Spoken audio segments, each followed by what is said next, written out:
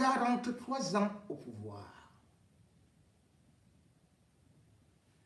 Certains fêtent cela comme un trophée.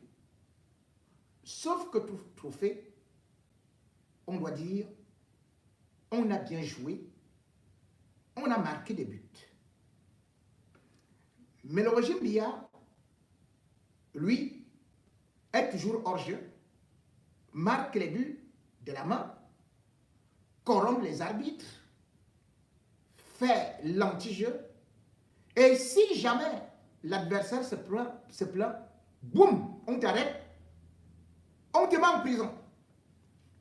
Vous avez vu déjà cette qualité de match-là? Eh bien, ça se passe dans le pays qu'on appelle continent, où du sommet jusqu'à la base, tout est compromis, tout est corrompu. 43 ans dans le noir, mais surtout 43 ans à faire le faux, parce que le faux n'aime pas la lumière.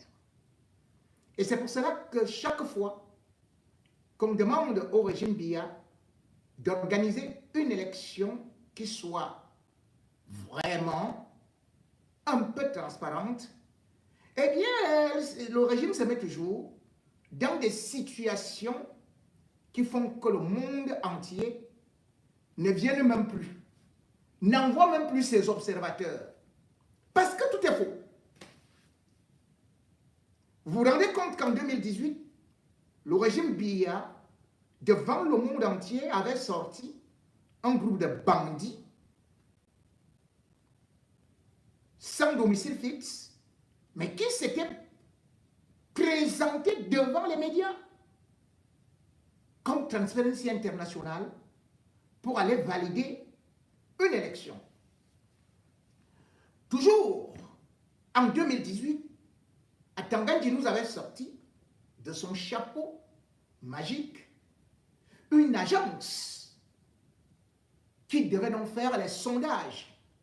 Étant installée aux États-Unis, cette agence n'avait jamais fait de sondage avant, venait d'être créée, ne payait pas ses impôts aux États-Unis et n'employait qu'une seule personne.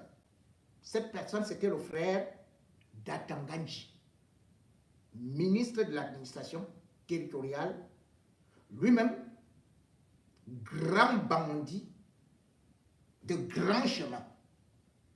Oui, j'ai bien dit, grand bandit de grand chemin, parce qu'ayant déjà été démasqué par la CONAC, un organisme que Paul Biya lui-même a mis là pour traquer les faussaires. Cet organisme avait donc traqué le faussaire Atangandji, qui avait une fausse banque au Hilton, qui faisait des fausses commandes, qui avait des faux bulletins de compte et qui avait ruiné la Campost avec Ambro Belinga. C'est donc celui-là, le chef bandit, que Biya a nommé ministre de l'administration territoriale. C'est-à-dire, le Cameroun est le seul pays au monde où quelqu'un se déclare shérif étant chef bandit. C'est comme si on vous disait que Joe Dalton est en train de contrôler les policiers. Voilà donc ce qui se passe au pays, continent, où Transparency, je vous ai dit, et les organismes accrédités ont dit on ne vient même plus. Les seuls ONG qui pouvaient rester là, parce que voulant guetter à gauche et à droite, Atangandji a dit vous avez des armes, ou bien vous êtes avec les Américains, vous êtes avec les gens qui veulent déstabiliser le pays. Et on nous a donc brandi une vieille maman, une grand-mère, qui pourtant a toujours été honnête. On nous a dit qu'elle était chef de gang. Aliscom, maître Aliscom. On est parti, on a fermé son ONG. On nous a dit que c'est pour 6 mois. On a déjà dépassé 6 mois, 7 mois, 8 mois, 9 mois. L'ONG reste toujours fermée par le chef bandit, Joe Dalton, à Tangadji, alias le shérif. Et c'est donc lui, ce monsieur-là, démasqué sur le plan national et international. C'est donc lui qui dicte maintenant la loi des élections. C'est lui qui dit qui peut être candidat, qui est président d'un parti. Donc, aujourd'hui, attendant, je peux décider que moi, je suis candidat du RDPC. Et le lendemain, pendant que je suis en train de danser, il met plutôt que ce n'est plus moi, le président du RDPC. Il va même mettre Kamtou. Pendant que Kamtou dit que c'est moi, pendant que Kamtou est en train de dire que je suis devenu le président du RDPC, comment? Après, on vous dit que non, c'est Joshua aussi qui est devenu président du RDPC. Voilà donc comment est-ce qu'on est dans la loterie. À la veille d'une élection cruciale, des candidats ont été investis par des partis politiques reconnus par Atangandji lui-même. C'est le même Atangandji qui se lève aujourd'hui et qui manipule son ordinateur, son site internet, comme si on était dans un jeu d'échecs. Depuis le parrainage de Maurice Kamto par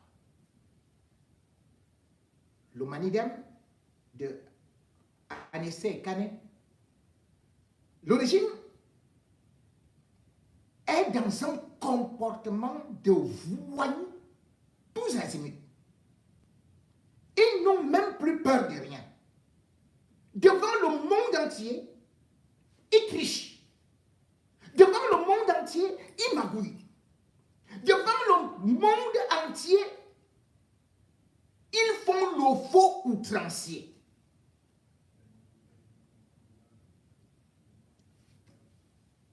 Le site du MINAT, le ministère de l'administration territoriale,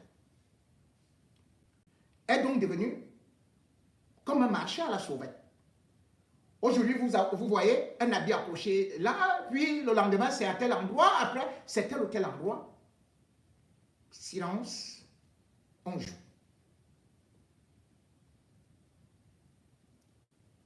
Au moment où les candidatures et les dossiers devaient être présentés, on a bien vu que le Manidem figurait sur le site internet du ministère de l'administration territoriale. Puis, boum, ça s'est arrêté. Puis, boum, c'est revenu. Et on voit qui? On voit un hérisson. Parce que le gars, lui, il vit en brousse. Il fait ses pièges là-bas. C'est là où vous entendez donc que voilà Hebga qui est venu. Et il y a déjà quelqu'un d'autre qui est devenu subitement le président du Manidem. Tout le monde rigole. Parce qu'on se dit, c'est trop gros. Mais non! Plus c'est gros, plus Atangandji sort des yeux, et surtout plus il vous impose tout ce qu'il y a de plus idiot dans ce site. Avant d'y arriver, ceux qui me suivent savent que en décembre, j'avais déjà dénoncé Atangandji concernant le site du Minat. Je suis revenu début janvier 2025 pour dénoncer les manipulations du site Internet du ministère de l'administration territoriale qui était entre les mains de 3 jeunes informaticiens. Ces 3 jeunes informaticiens font partie de ces jeunes qui ont bénéficié de la bourse au Japon. Mais ce n'est pas l'État du Cameroun qui avait payé. Ils étaient à Polytechnique. Puis sont allés au Japon pour se former. Revenus comme ingénieurs, ils n'ont pas été recrutés par l'administration, par l'État du Cameroun. Mais Atanganji les a appelés. Ils sont donc devenus ce que l'on appelle des cerveaux de ce gang qui parfois peut vous pirater, peut faire disparaître les pages Facebook ou encore organiser une filature. C'est le même gang d'Atanganji qui peut également, au moment où vous garez votre véhicule, infiltrer un GPS pour vous suivre. C'est donc eux qui s'occupent du site du Minat. Vous vous rendez compte? Dans tous les pays au monde, déjà il n'y a pas d'hébergement en Afrique. Le Cameroun n'a pas ses capacités pour pouvoir héberger quoi que ce soit. Donc on paye l'hébergement ici, auprès des grandes sociétés. Et on sécurise les sites. Ces sites avec ce qu'on appelle un contrat bien établi. Le site du ministère de l'administration territoriale du Cameroun est donc le seul site d'un ministère qui fonctionne avec une structure inconnue du fisc, inconnue d'Europe, inconnue des États-Unis. Bref, une structure clandestine.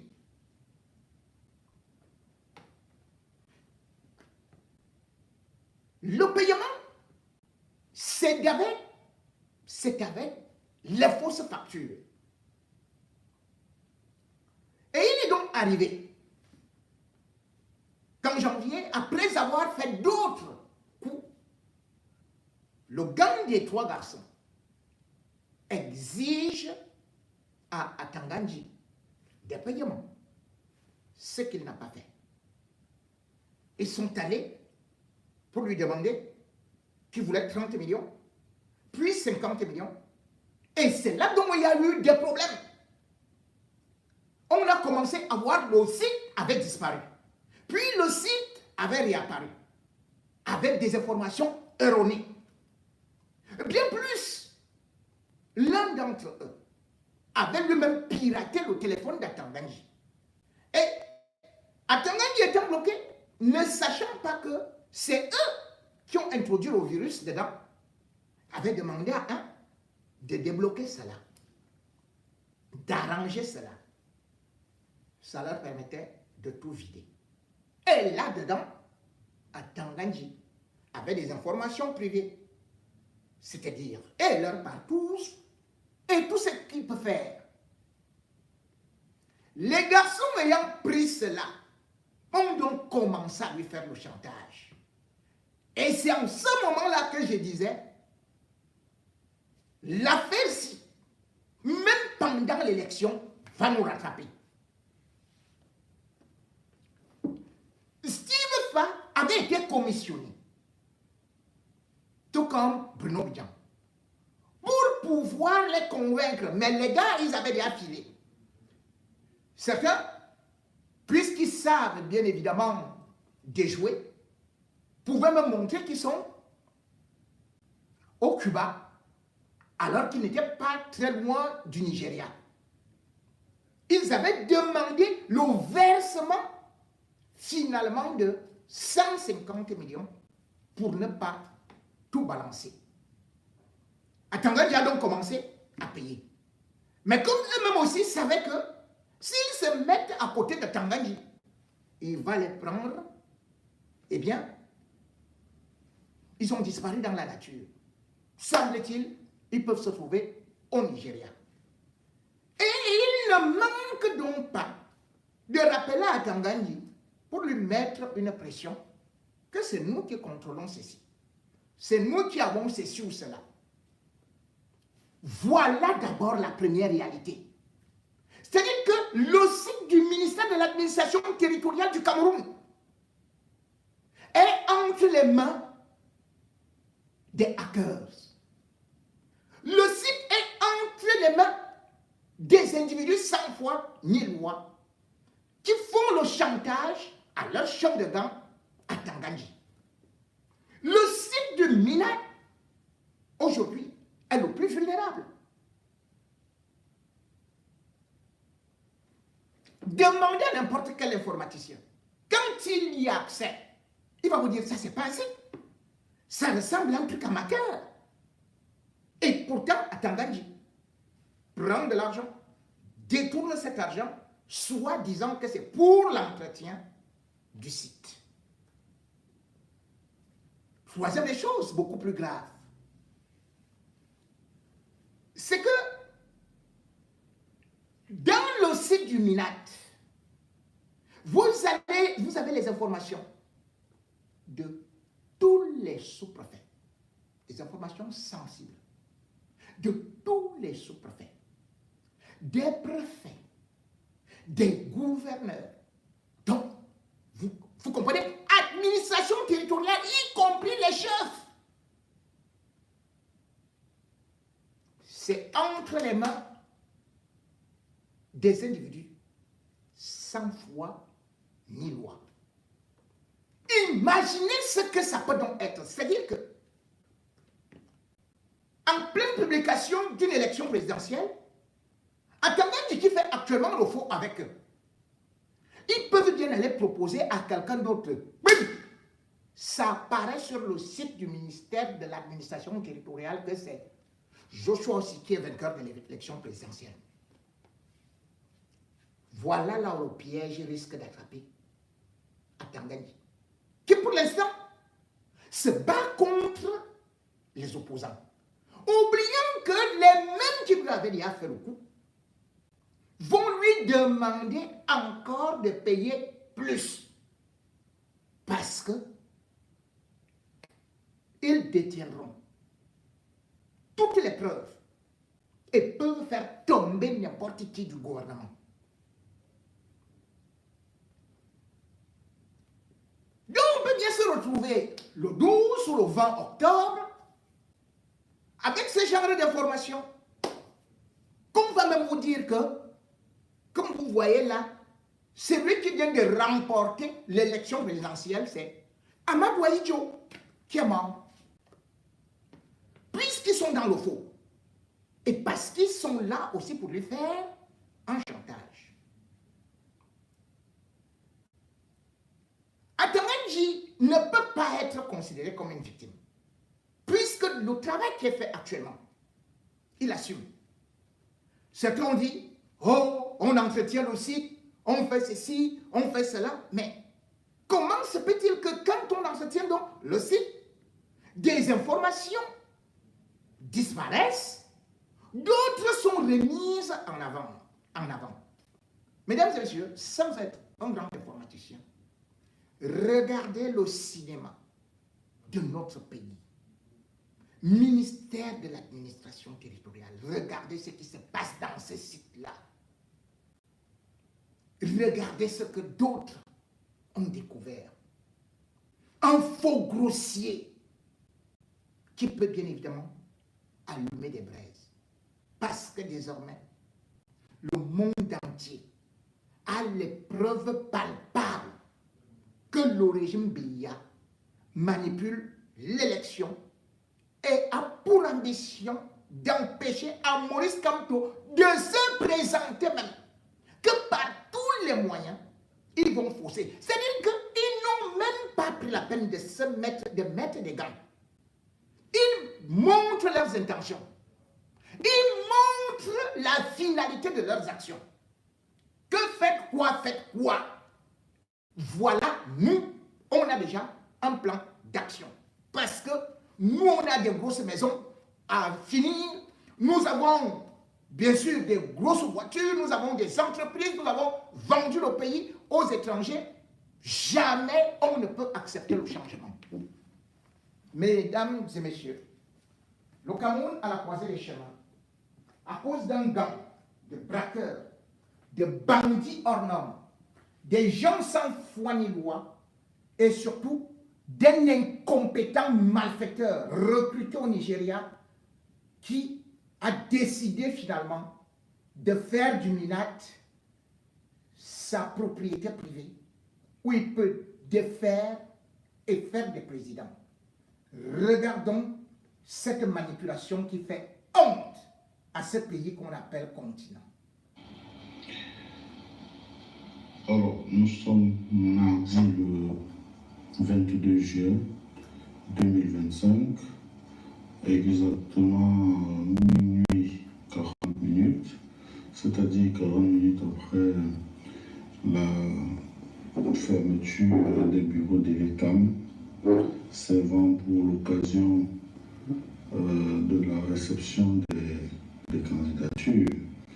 On a donc décidé, à cause de la polémique qui a cours sur le terrain politique ces dernières heures, chercher à savoir qui est réellement le président du Manidem.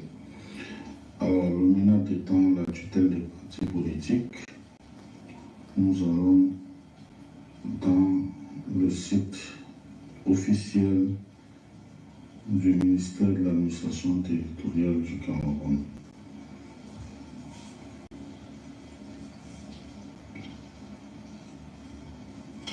Voilà le site. Nous faisons une recherche rapide.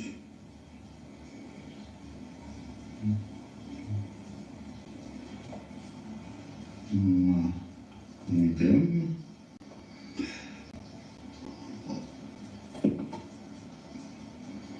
Voilà le résultat pour Manidem. On va dans lire la suite.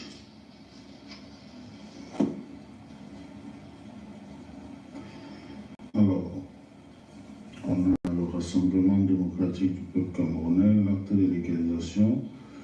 C'est le 1er septembre 1966, le sigle RDPC, siège arrondi à adresse, responsable le président Paul Biya, secrétaire général Jean Koueté, trésorier Timmy Ouna Gilbert, les observations de la région du centre, année de création 1990.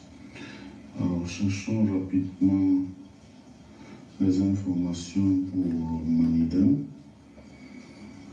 Voilà. Le Manidem, la dénomination, c'est le Mouvement africain pour la nouvelle indépendance et la démocratie. L'acte de légalisation, c'est la décision numéro 54 par D dans le MINAT du 3 mars 1995, le sigle Manidem, siège à Douala.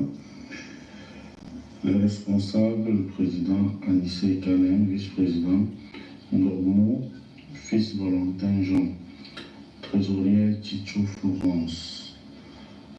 Observation néant, la région du littoral, année de création. Donc, sur le site internet du ministère de l'administration territoriale du Cameroun, le président du Manidem est bel et bien Monsieur Ekane Anissé. Vous avez entendu? Nous rappelons que nous sommes le 22 juillet 2025, il est minuit 43 minutes. Bon, salut chers Camerounais. Je fais cette vidéo juste pour vous montrer comment retrouver les informations que le MINAT a supprimées 23 juillet 2025. Oui. Quand on passe sur la page dont je vais mettre le lien en description de la vidéo, c'est sur le site du MINAT, sur Directory Political Party, qui nous permet de voir les partis politiques et leurs informations disponibles sur le site. Nous pouvons, si nous entrons l'information Manidem, comme c'est déjà là, nous allons voir que actuellement le président c'est Yedgar. Je suppose que c'est le vice-président ou le SG c'est Mevois Jean Benoît. Alors ça c'est les informations que Atangaj a balancées sur le site pour essayer de disqualifier Maurice Kamto. Alors, si vous voulez rentrer sur les informations qui étaient là avant, c'est très simple. Il y a ce site qui est archive.org. C'est un site qui permet d'archiver les informations sur tous les sites internet, sur pratiquement tous les sites internet, bien sûr. Oui. Vous rentrez juste ici sur le site, sur le lien, vous copiez le lien du MINAT qui renvoie vers la page contenant les sites internet. Vous faites CTRL-C, vous allez coller dans la barre de recherche sur le site de archive.org. Vous collez là. Oui, c'est ici. Vous collez là et vous entrez la recherche. OK. Voilà. Ça vous renvoie vers les différentes dates de mise à jour du site. Et pour cela, il faut cliquer, je vois 2024 par exemple, et je vois que le 21 décembre, il y a eu un snapshot. Oui, snapshot. Donc, je clique dessus. Et puis, je remonte là, je clique sur URL. URLs. Et puis, je clique sur le deuxième lien qui est en bas. Ça va renvoyer vers les anciennes pages qui ont été mises à jour le 22 décembre 2004. Je vais bien. Hein? Et si vous regardez même le lien, vous allez voilà voir. Voilà comment il triche, hein? Depuis. Ils disent qu'il gagne. Je vais dire, dans le lien, il y a la date exacte. 2024, 12, 22. Donc 22 décembre 2024, la date à laquelle on a remplacé les informations que nous allons actuellement fouiller. Alors, si nous essayons de descendre là, on peut entrer encore Manidem. Vous pouvez le faire chez vous, hein? Vous pouvez le faire chez vous, vous verrez les mêmes informations. Oui, vous entrez là Manidem et puis, oh, vous voyez Anissa Ekane. Donc, président Anissa Ekane, vice-président Ndomo Fils Valentin. Et si vous descendez encore là, vous allez voir trésorier Ticho Florence. Donc, voilà les informations qui ont été supprimées ce jour. Dans quelques jours, on sera capable de voir le snapshot de ce qui a été supprimé par Atangaj il y a quelques heures. Oui. Donc, je vous encourage vivement à visiter cela afin d'être les témoins de ce braquage dont est victime le peuple camerounais. Ça, attaquer un site institutionnel, mettre une information fausse sur un site institutionnel comme le MINAT, en réalité, c'est une attaque cybernétique. Et vraiment, c'est comme un acte de rébellion. Nous ne devrions pas, chers Camerounais, être dirigés par des brigands. Nous avons longtemps dit que ces gens sont des brigands et certains n'ont pas compris. Je voudrais vous montrer autre chose, c'est très important. Cabral Luby. Voilà. Regardez ce qui ressort, ce qu'ils ont mis au PCRN.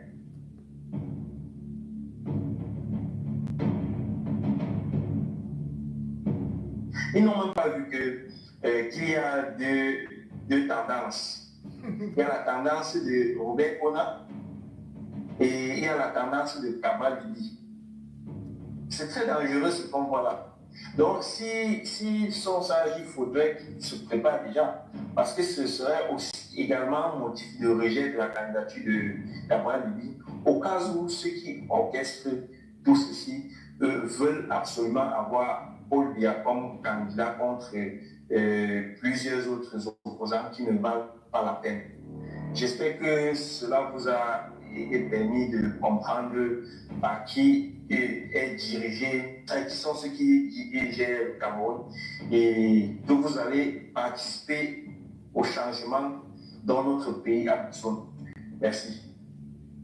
Deux, nous avons le MINAT. Alors, regardons quel MINAT nous avons. Nous avons un MINAT qui vous dit, moi je l'ai déjà rencontré, il vous dit en face, madame, moi je ne suis pas RDP6, je suis biaïste. Donc, les partis politiques vont en compétition contre M. Biya. Et qui est la tutelle? Qui est la personne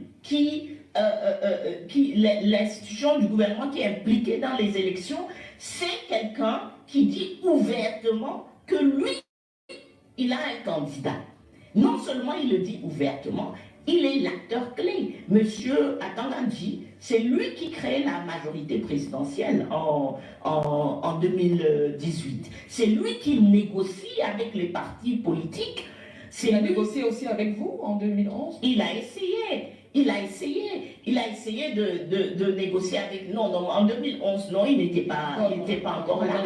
Mais en 2018, si vous vous souvenez bien, il a essayé de m'évincer à la tête de mon parti, justement pour placer quelqu'un d'autre pour qu'il pouvait acheter.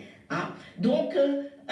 finalement, la justice vous avait donné... par deux fois. On l'a dégoûté au tribunal par deux fois. Mais... voilà le type de MINAT que nous avons. Et beaucoup de Camerounais. Vous savez, ce monsieur nous a dit qu'il va nous envoyer les abeilles. On ne lui a pas répondu. Il a dit qu'il va nous mettre dans le moulinex. On a laissé passer. Atangandji a l'attitude d'un fasciste. C'est un peu fort là. C'est pas fort. J'ai dit encore que si on ne fait pas attention avec le ministre Atangandji, il va mettre le pays à feu et à sang. Lui que vous voyez là, Atangandji a l'attitude d'un fasciste.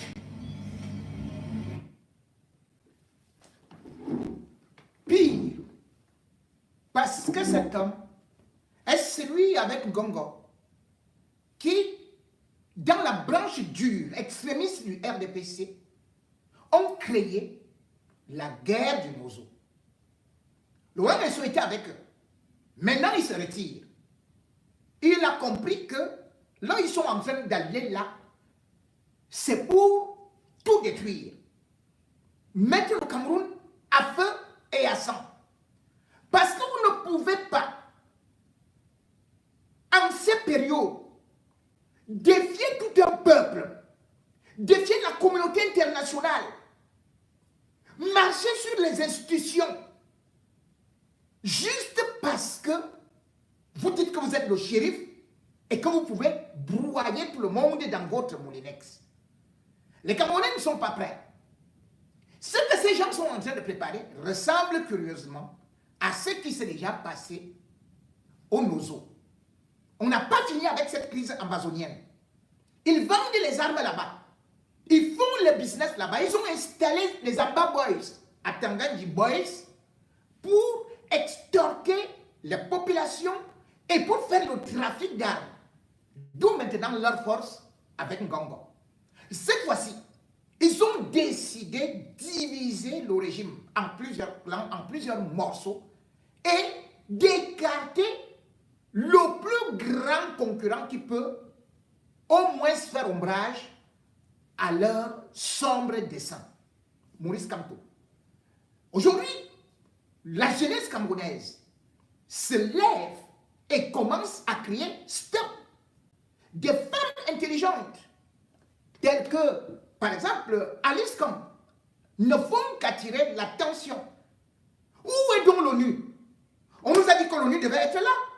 L'ONU ne peut pas décrire ça. Donc l'ONU attend que ce qui est arrivé en Côte d'Ivoire nous arrive.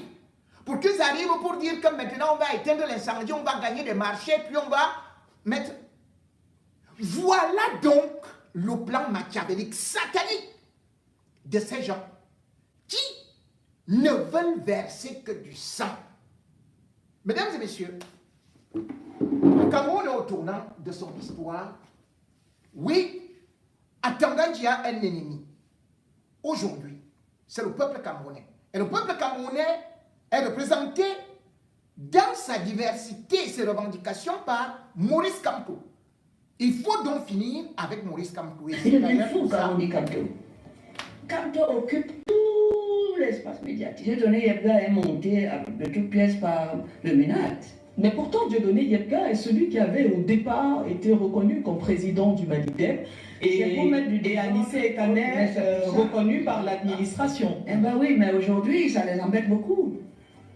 Ils n'ont pas imaginé le scénario où le Malidem allait porter la candidature du président Kamto, qui est leur cauchemar. Ils deviennent fous quand on dit Kamto.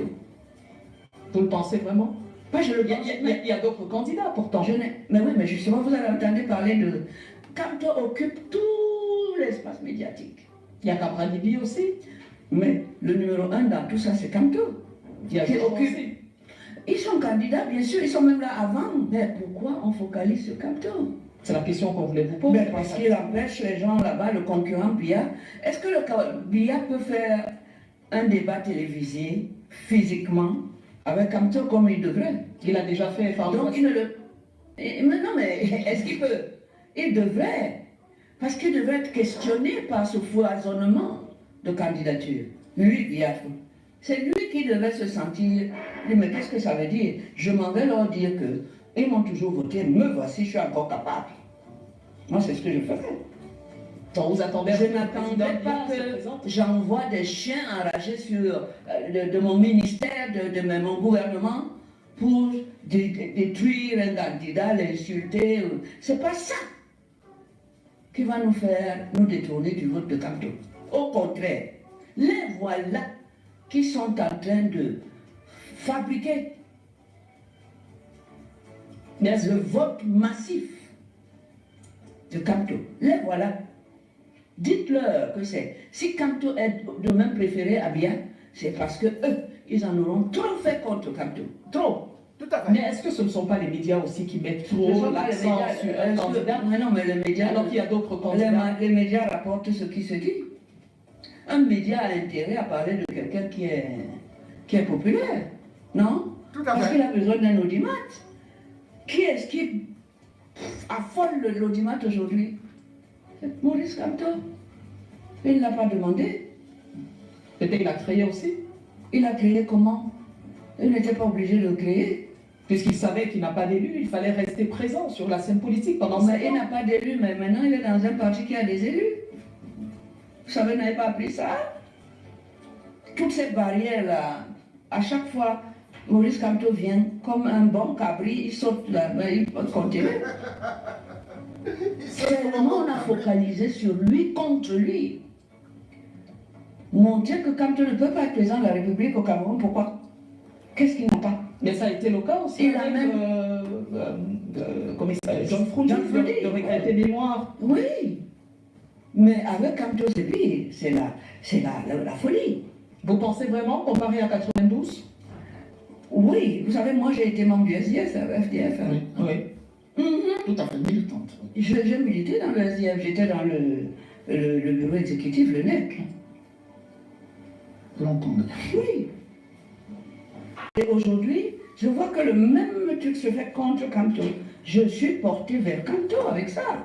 Vous n'avez pas le droit de détruire un candidat honnête, de l'empêcher de se présenter aux citoyens pour que le citoyen l'élise comme candidat.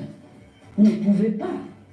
Vous ne pouvez pas vous exagérer. Utiliser les ors et les moyens de la République pour nous pousser vers un candidat qui ne se présente même pas à nous. pour qu'on le voit. Lui-même sait qu'il est laid. Il ne peut plus se présenter. Donc ça, ce sont des mots qui vous Ce sont des mots que j'adosse. Il est beau. Tout ça est relatif. On va rester Je peux trouver que quelqu'un est laid et vous le trouvez beau. Je ne vous empêche pas de le trouver beau. Hein. Maître Alice, comme notre invité, juste le temps de la pub, et on revient derrière, évoquer notamment sur le dernier élément que nous avons écouté, il évoque notamment le PCRM, puis le MRC dans ses déclarations. Maître Alice, comme vous avez écouté un tout petit peu le ramassis de ce qu'a dit le ministre Paul Atanga-Nji, en commentaire. Je suis vraiment choquée d'entendre un membre du gouvernement nommé par le président de la République, qui est notre mandataire que nous avons mis par notre vote, en exerçant notre pouvoir souverain à cette place-là. Nous l'avons autorisé à recruter du personnel pour l'administration, pour l'aider dans cette immense tâche qui est celle d'abord des droits de l'homme. Je vois que le ministre Atanga-Nji ne sait pas ce que c'est qu'une république. Il ne sait pas d'où il vient. Il ne sait pas quelle est la nature du poste qu'il occupe. C'est un poste qui est essentiellement celui du serviteur des droits de l'homme, du serviteur du peuple, payé par le peuple pour sa protection, sa sécurité, son épanouissement auprès du président de la République que ce peuple a élu, a nommé par élection. Je pense qu'il faut le lui rappeler. Votre position, monsieur le ministre, est la position d'un exécutant dans le cadre d'un mandat qu'on a donné à Paul Biya, président de la République, et les moyens qu'on lui a donnés pour exécuter ce mandat, de recruter des gens, les ministres, vous. Comment pouvez-vous, si maintenant vous le savez, vous adresser ainsi au peuple souverain, qui a le pouvoir souverain, de nommer celui qui vous a nommé? Depuis quand vous allez être plus au-dessus de celui qui est déjà celui qui vous a nommé, le président de la République? Je vois que vous lui obéissez comme à un dieu. Mais a fortiori, pour celui qui a nommé celui-là. Et cette année, justement, il doit rendre compte du travail qu'il a fait pendant 7 ans. À nous, au peuple, à qui vous parlez comme ça. Est-ce que vous pensez que ces déclarations du ministre Paul Atanga-Nji menacent la liberté d'expression ou la paix sociale? C'est plus que ça, ça menace les fondements de la République, de l'État. Quand vous mettez le pays à l'envers, vous mettez Koussery en bas, et vous mettez tout le sud en haut, vous voyez bien qu'il va y avoir un problème. Le pays va s'écrouler. Mais... Le Cameroun risque donc s'écrouler. Et la faute à qui? À un régime qui a décidé de tout brûler. Déjà, lorsqu'on regarde les réseaux sociaux, on est très inquiet. Inquiet parce que ça plie du feu. Et d'ailleurs, il y a presque un hashtag qui dit qu'il n'y aura pas d'élection sans Campo. Cet avertissement ne devait pas être pris à la légère. Et bien plus, certains dignitaires du régime